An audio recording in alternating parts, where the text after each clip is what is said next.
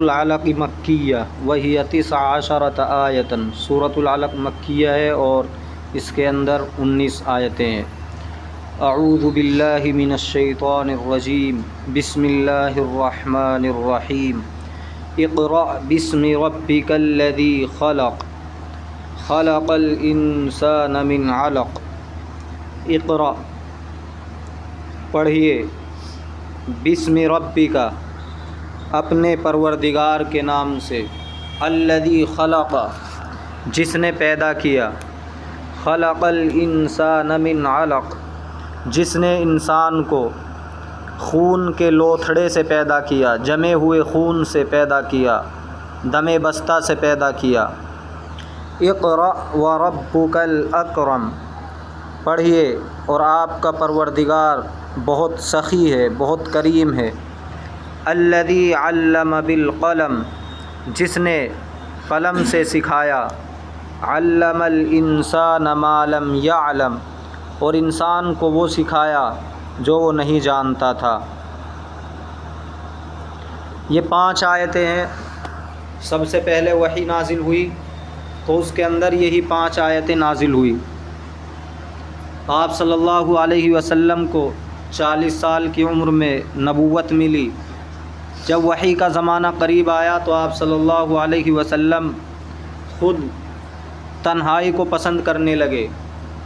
ان کا دل چاہتا تھا کہ تنہائی میں وقت گزاروں، لہذا وہ غار حرا میں جاتے اور وہاں پر عبادت کرتے۔ تو اسی دوران فرشتہ آیا اور اس نے آ کر کہا، پڑھو اقرأ۔ آپ صلی اللہ علیہ وسلم نے فرمایا، ما انا بقارئ میں پڑھا ہوا نہیں ہوں، کیونکہ اس وقت عرب کے اندر، مکے کے اندر جو لوگ تھے ان میں پڑھنے لکھنے کا رواج نہیں تھا۔ خال کوئی لکھنا پڑھنا جانتا تھا، اکثریت امی لوگوں کی تھی، امی تھے۔ هو الذی بعث فی الامیین قرآن کریم کے اندر آیا ہے کہ اللہ تبارک و تعالیٰ نے نبی کو امی لوگوں میں بھیجا۔ آپ صلی اللہ علیہ وسلم بالکل بھی لکھنا پڑھنا نہیں جانتے تھے۔ ان کی پرورش اسی انداز سے ہوئی کہ لکھنا پڑھنا انہوں نے نہیں سیکھا، اور نہ ان کو حکمت کے تحت اللہ تعالیٰ کی جانب سے اس طرح کے مواقع فراہم کیے۔ کیونکہ اگر آپ صلی اللہ علیہ وسلم لکھے پڑھے ہوتے اور پھر قرآن کریم لوگوں کو سناتے جا کر، تو لوگوں کو اعتراض کا حق رہتا۔ وہ کہتے کہ انہوں نے ہو سکتا ہے یہ خود لکھ لیا ہو، خود بنا لیا ہو۔ لیکن ایسا کلام کہ جس کے اندر علم و معرفت، ہدایت کی باتیں، پیشین گوئی اور ماضی کے واقعات بھی ہوں، تو غیر پڑھا لکھا شخص جب ان کو بیان کرے گا تو ظاہر سی بات ہے یہ اس بات کی دلیل ہوگی کہ یہ اپنی طرف سے نہیں کہہ رہا ہے، بلکہ ایسی طاقت کا کلام ہے جو آگے پیچھے کی باتوں کو جانتی ہے۔ لہذا فرشتے نے آپ صلی اللہ علیہ وسلم کو اپنے سینے سے لگایا، دبایا اور چھوڑ کر پھر کہا، اقرأ پڑھو۔ پھر آپ صلی اللہ علیہ وسلم نے یہی جواب دیا، ما انا بقارئ میں پڑھا ہوا نہیں ہوں۔ پھر تیسری مرتبہ اسی طرح سینے سے لگایا اور کہا، اقرأ باسم ربک الذی خلق پڑھو اپنے رب کے نام سے جس نے پیدا کیا۔ تو یہ جو سینے سے لگایا جا رہا تھا اس کے اندر بہت سی حکمتیں ہو سکتی ہیں۔ ہو سکتا ہے یہ بھی حکمت ہو کہ آپ صلی اللہ علیہ وسلم وحی کا بار، وحی کا بوجھ برداشت کر لیں، اس لیے فرشتہ اپنے سینے سے لگا رہا تھا، کیونکہ اللہ کا کلام ہے۔ اور آپ صلی اللہ علیہ وسلم نے یہ جو اظہار کیا اپنے امی ہونے کا، ہو سکتا ہے اس لیے کیا ہو کیونکہ آپ صلی اللہ علیہ وسلم کو نہیں پتہ تھا کہ یہ اپنے پاس سے بول کے مجھے پڑھوانے والے ہیں، کہ جو میں بولوں وہی پڑھنا ہے، یا کچھ لکھی ہوئی چیز مجھے دیں گے اس کو پڑھنے کے لیے کہہ رہے ہیں۔ تو ظاہر سی بات ہے وہاں یہی جواب دیا جاتا کہ میں پڑھا ہوا نہیں ہوں، لیکن انہوں نے خود الفاظ بولے ہو، انہی کو پڑھنا ہے۔ اقرأ باسم ربک الذی خلق، اے نبی آپ ما یوحی الیک جو آپ کی طرف وحی کیا جا رہا ہے، یہ مفعول بھی محذوف ہے۔ بسم ربک اپنے پروردگار کے نام سے، پڑھیے الذی خلق جس نے پیدا کیا، اور یہ آئندہ کے لیے بات ہے کہ جب جب یہ قرآن آپ پڑھا کیجئے تو اپنے پروردگار کے نام سے پڑھیے، یعنی بسم اللہ سے شروع کیجئے، جیسے جیسے قرآن نازل ہوگا اس کی شروعات ہوگی۔ اسی لیے یہ بھی روایت ملتی ہے کہ بسم اللہ بھی نازل ہوئی اس صورت کے ساتھ۔ الذی خلق، جس نے پیدا کیا، تو بسم ربک، اپنے رب کے نام سے پڑھیے۔ یہ الفاظ ذکر کیے گئے تاکہ آپ صلی اللہ علیہ وسلم جو ایک اپنے امی ہونے کی وجہ سے پڑھنے کے لیے بوجھ محسوس کر رہے تھے کہ میں کیا پڑھوں، میں تو پڑھا ہوا نہیں ہوں، تو بتلا دیا کہ اپنے رب کے نام سے پڑھیے جو پروردگار ہے، پالن ہار ہے، وہ طاقتور ہے۔ آپ نے ابھی تک نہیں پڑھا نہیں لکھا، لیکن وہ پڑھوا سکتا ہے، آپ کو وہ صلاحیت دے سکتا ہے۔ الذی خلق، جس نے انسان کو پیدا کیا، جس نے پیدا کیا وہ پڑھنے کی صلاحیت بھی دے سکتا ہے۔ خلق الانسان، انسان کو پیدا کیا، تو خلق پہلا والا جو خلق ہے اس میں تمام مخلوقات ہیں، اور خلق الانسان من علق، پھر خاص طور سے انسان کو پیدا کیا۔ تخصیص بعد التعمیم ہے، عمومی بات ذکر کرنے کے بعد ایک خصوصی بات ذکر کی جا رہی ہے کہ انسان کو پیدا کیا من علق، خون بستہ سے۔ انسان کی تخلیق میں مختلف مراحل ہوتے ہیں۔ حضرت آدم علیہ السلام کو مٹی سے بنایا گیا، اور اللہ تبارک و تعالیٰ نے ان کو بنایا، ان کے اندر روح پھونکی۔ اسی طرح پھر انسان کھاتا ہے پیتا ہے، اس سے خون بنتا ہے، اسی طرح نطفہ بنتا ہے، پھر اس سے انسان بنتا ہے۔ تو ایک مرحلہ یہ آتا ہے کہ انسان جمع ہوا خون رہتا ہے، یعنی نطفے کے بعد جب حمل ٹھہرتا ہے تو ایک وقت ایسا ہوتا ہے کہ وہ خون کا لوتھڑا رہتا ہے، خون بستہ، تو اسی کو درمیانی حالت کو بیان کیا جا رہا ہے کہ جس کو خون کے لوتھڑے سے پیدا کیا۔ اقرا، پڑھیے، وربک الاکرم، اور آپ کا پروردگار بہت سخی ہے۔ اب ایک اقرا پہلے آ چکا تو اس میں احتمال ہو سکتا تھا کہ اپنے رب کا تذکرہ کرنا ہے، اپنے رب کا نام لینا ہے، بسم ربی کا قید لگی ہوئی ہے۔ یہ مطلقاً کا اقرا کہ پڑھنا ہے، قرات کرنی ہے، تلاوت کرنی ہے قرآن کی جو قرآن نازل ہوگا۔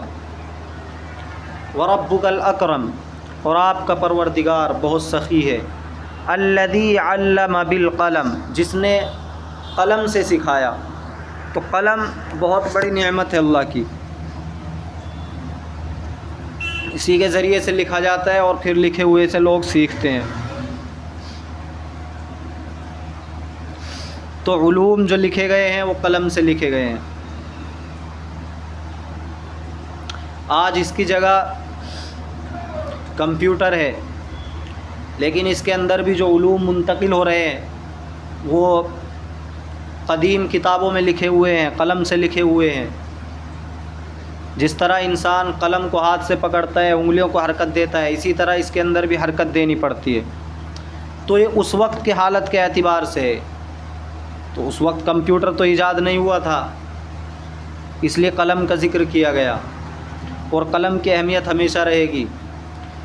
جو چند چیزیں ہیں جن کو اللہ تبارک و تعالیٰ نے خود بنایا، باقی چیزوں کے لیے تو کلمہ کن، اللہ تبارک و تعالیٰ نے ارشاد فرمایا کن، ہو جا، وہ چیزیں ہو گئی۔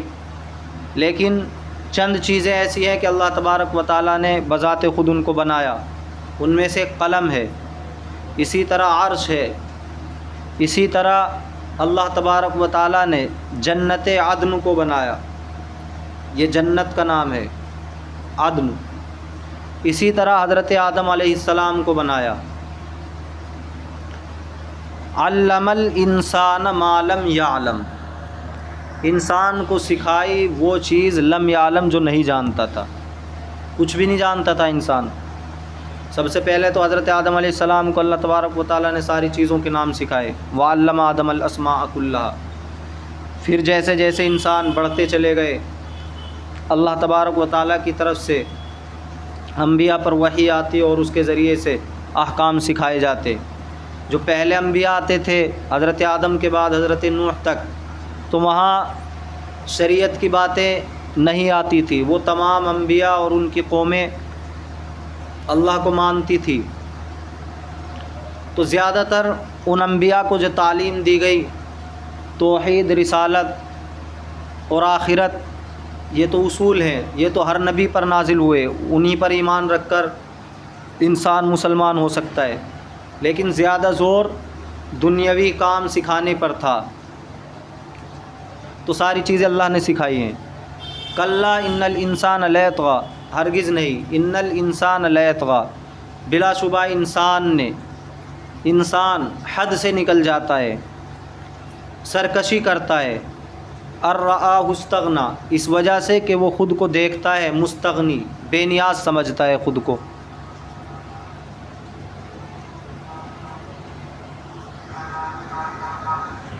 تو یہ آیت نازل ہو رہی ہے ابو جہل کے بارے میں،